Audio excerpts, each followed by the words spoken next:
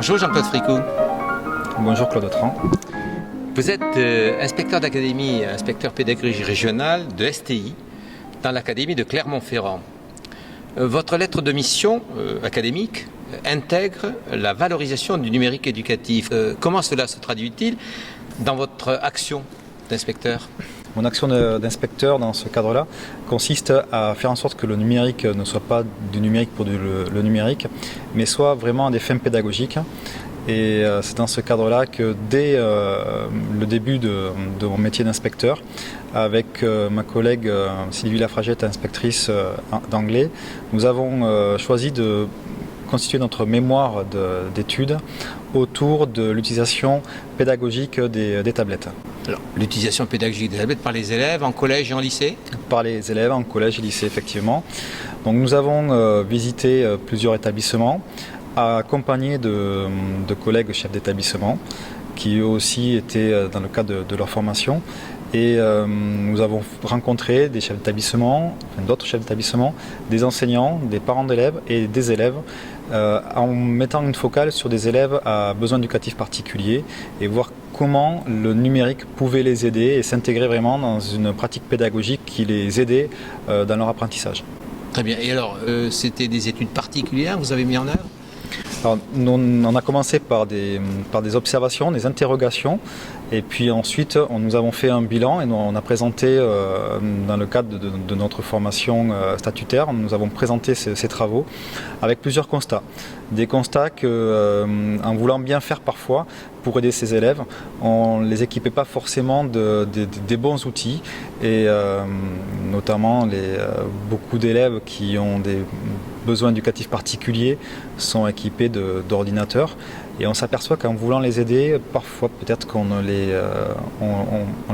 leur apporte d'autres difficultés. Ces élèves à difficultés particulières, quels sont ces types de difficultés que vous avez ? Alors on est resté sur des élèves 10, en fait il fallait qu'on choisisse une focale, un focus particulier. Donc des élèves dyslexiques, dyspraxiques, dysphasiques, dyscalculiques. Et il y en a dans les salles de classe ? Il y en a de plus en plus. On ne sait pas si c'est vraiment de plus en plus, si on les révèle de plus en plus. Plutôt cela, oui. Voilà. Mais c'est une vraie question, une vraie interrogation. Depuis l'an dernier, on doit mettre en place des plans d'accompagnement personnalisés pour ces élèves. C'est de la responsabilité des enseignants et des chefs d'établissement de mettre en place des modalités pédagogiques pour ces élèves-là. Et il est vrai que pour les aider, on pense à des outils de compensation et notamment des ordinateurs et qui font que parfois on stigmatise un petit peu leurs difficultés. Mais alors en quoi les ordinateurs peuvent éventuellement stigmatiser ou rendre l'apprentissage plus difficile encore ? Déjà, on a constaté lors de cette étude que les élèves qui étaient équipés d'ordinateurs, très souvent ne l'amenaient pas en classe parce qu'ils se sentaient différents des autres. Ils n'osent pas l'amener. Ils n'osent pas l'amener, tout simplement. Ce que l'on n'a pas constaté, par exemple, avec l'utilisation d'une tablette. Une tablette qui passe ça plus ressemble facilement. à un livre. Exactement. Ou un cahier. Exactement. L'ordinateur aussi, on ne se rend pas bien compte, mais le regard porté sur un écran et le geste sur un clavier ou sur une souris n'est pas au même niveau. Avec une tablette, par contre, on va pouvoir lire et avoir une gestuelle au même endroit, sur le même écran, et ça facilite l'utilisation. Les personnes qui ne sont pas 10 ne s'en rendront pas compte, mais effectivement, ils Exactement. bougent la souris en regardant le déplacement sur l'écran du pointeur. On peut constater d'ailleurs que des personnes qui ne sont pas très à l'aise avec le numérique, je pense à des personnes âgées qui ne sont pas, on va dire, de la génération X, Y ou Z, ces personnes-là, elles vont parfois avoir des difficultés à utiliser un ordinateur, notamment la souris, et par contre, une tablette, c'est immédiat. Donc ça, c'est une deuxième difficulté. Il y en a d'autres ? Alors, il y en a d'autres. Oui, il y en a plusieurs. Par exemple, lorsque ces élèves ont les équipes d'un ordinateur, on leur ajoute des séances d'ergothérapie. Donc, un travail supplémentaire, un apprentissage supplémentaire pour qu'ils puissent taper au clavier et prendre le cours directement sur l'ordinateur. Oui, parce qu'ils n'écrivent pas. Ils n'écrivent pas. Là aussi, c'est un inconvénient, effectivement, parce que, par exemple, un élève dyslexique qui a une difficulté à l'écriture, c'est pas pour cela qu'il faut lui enlever cette sollicitation, parce qu'il faut malgré tout qu'il progresse. La différence qu'il a avec, on va dire, les autres élèves, c'est qu'il va être plus fatigable à cette tâche et il va perdre plus d'énergie. Donc il faut l'aider, le soulager de cette tâche, mais pas la lui enlever. Et la tablette dans ce cas-là? La tablette associée à un stylet permet en fait à l'élève d'écrire. Lorsque par contre il a une saturation de l'écriture, il peut basculer de lui-même au moment où il le souhaite, quand il le souhaite. Sur un clavier, alors parfois clavier externe ou le clavier intégré à la tablette. Une autre difficulté que l'on rencontre avec un ordinateur, c'est lorsque par exemple il faut écrire une formule mathématique. Alors il existe des logiciels particuliers qu'il faut rajouter au logiciel de traitement de texte pour écrire des formules, mais là aussi on rajoute une difficulté, une contrainte supplémentaire. Avec une tablette, il suffit d'écrire la formule comme on l'écrit sur une feuille. Une autre possibilité aussi, c'est que l'élève, s'il a des difficultés à prendre un cours propre, il peut à la fin d'une séance prendre la photo le tableau de l'enseignant en photo, l'intégrer dans ce qu'il a écrit et on sait qu'au final il va avoir quelque chose de propre, de lisible par lui-même, lisible aussi par les parents le soir. On a rencontré des parents qui nous disent devoir reprendre tous les cours de la journée pour les remettre au propre, pour que leurs enfants puissent relire. Là, on a directement quelque chose de propre. Avec la tablette, il peut aussi mettre en place le micro, enregistrer le prof. Exactement. Plus prendre une photo et il a tout. Exactement.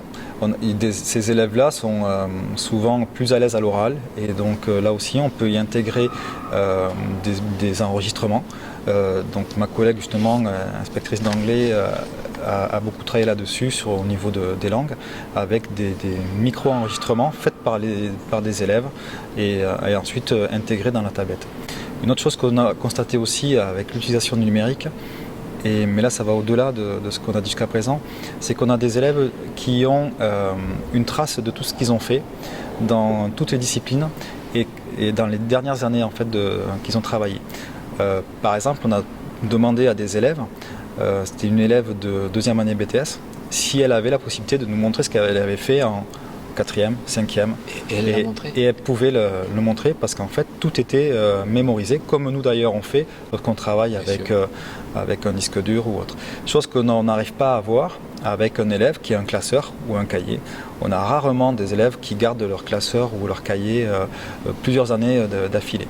Donc là, ça veut dire et notamment avec la réforme du collège où on travaille par cycle, ça veut dire qu'un élève de 3e peut retrouver ce qu'il a fait en 5e, voire 4e. Alors, l'apologie que vous venez de faire, résultat des travaux de recherche, d'investigation que vous avez menés en contactant les parents, les élèves, les familles, etc., pour la tablette, en fait, cette apologie-là, on peut la transcrire également au bénéfice de l'ensemble des élèves. Exactement. C'est d'ailleurs un de nos objectifs, c'est de montrer que ce que l'on peut mettre en place, alors souvent c'est guidé par le plan d'accompagnement personnalisé, mais ce qu'on peut mettre en place pour les élèves à besoins éducatifs particuliers, en fait c'est bénéfique à tous les élèves. Et alors c'est dans ce sens aussi où on n'a pas voulu s'arrêter à cette étude et on veut vraiment mettre en place des actions concrètes. Donc par l'intermédiaire de la délégation académique au numérique éducatif, on a constitué un pôle de compétences composé d'enseignants de collège donc qui ont travaillé dans un premier temps sur l'utilisation pédagogique des tablettes. Mais ensuite, ce pôle de compétences, on l'a fait évoluer avec des enseignants, on va dire experts des usages pédagogiques du numérique, mais associés à des enseignants certifiés de CASH. C'est-à-dire des enseignants qui sont spécialisés des enseignants qui ont une formation lourde sur les troubles d'apprentissage des élèves, pas forcément que des élèves 10 d'ailleurs, tout type d'handicap ou de situation de handicap. Et donc ce pôle de compétences a mis en place des vidéos qui montrent et qui font comprendre la situation de handicap de l'élève. Parce qu'on se rend compte que parfois les enseignants sont un petit peu démunis, ils ne savent pas comment réagir d'un point de vue pédagogique parce qu'ils ne connaissent pas. Et souvent, la difficulté est externalisée via une infirmière scolaire, via une AVS lorsqu'il y en a une, mais Le vrai travail, il est à faire sur les pratiques pédagogiques, à les faire évoluer pour que ces élèves-là se retrouvent comme un élève lambda, on va dire. Lorsque l'on pose la question, est-ce que le numérique permet une éducation plus juste en direction de tous les élèves, et quand derrière tous les élèves on intègre tous ceux qui ont des difficultés particulières, la réponse c'est quoi? C'est notre objectif effectivement. Alors, c'est là où il y a un travail particulier parce qu'on rencontre des pratiques, enfin on rencontre des usages pour le numérique et seulement pour le numérique. Oui. Mais effectivement, notre travail il est d'aller vers sur le numérique éducatif et au service de la pédagogie. Et là, dans ce cas-là, lorsque c'est vraiment bien appliqué, effectivement, on a une influence sur tous les élèves, quels qu'ils soient. Si on pouvait avoir tous les élèves avec des tablettes, par exemple, l'élève dyslexique ou dyspraxique serait noyé dans la masse, on ne verrait plus la différence, il serait plus stigmatisé, du coup il prendrait confiance en lui. Et déjà on a pu constater avec ce pôle de compétences le travail qui a été fait sur 5 élèves, donc un élève dyspraxique, un autre dysphasique, dysorthographique, dysgraphique et dyslexique, je ne sais plus si je l'ai dit. Ils ont créé des vidéos qui mettent en évidence la difficulté pour qu'on la comprenne. Parce que parfois on se dit, bon, c'est une lubie, une lubie de parents, une lubie de... Et en fait non, on s'aperçoit que les élèves ils peuvent mettre toute la bonne volonté qu'ils ont, et toute l'énergie qu'ils ont. Face à certaines tâches, ils perdent toute l'énergie qu'ils avaient au départ. Et donc ces vidéos montrent ces états et ensuite montrent comment le numérique peut faire en sorte d'aider l'élève, de compenser sa difficulté tout en le faisant apprendre, tout en le faisant progresser. Parce que voilà, c'est là aussi ce que je disais tout à l'heure. Si un élève a une difficulté, c'est pas pour ça qu'il faut la lui enlever complètement cette difficulté-là. Parce qu'il n'arrivera pas à s'intégrer dans le monde d'aujourd'hui. Donc il faut tout de même le solliciter. Mais avec ces outils, on peut le solliciter sur des compétences vraiment ciblées et que l'enseignant aura définies au départ. Moi, je vous sens convaincu d'une chose importante, c'est que le numérique, et particulièrement la tablette, c'est un élément de justice sociale. Oui, tout à fait. Mais ensuite, voilà, il faudrait qu'il y en ait partout, mais sans la stigmatiser non plus, sans stigmatiser l'outil. Il faudrait qu'elle soit présente comme un crayon est présent dans une trousse d'un élève, comme un compas est présent dans une trousse d'un élève, que ce soit un outil et que ça reste un outil, mais qui permettra effectivement d'amener une égalité, une équité en tout cas, surtout pour tous les élèves. Merci beaucoup Jean-Claude Fricou. Merci Claude Tran.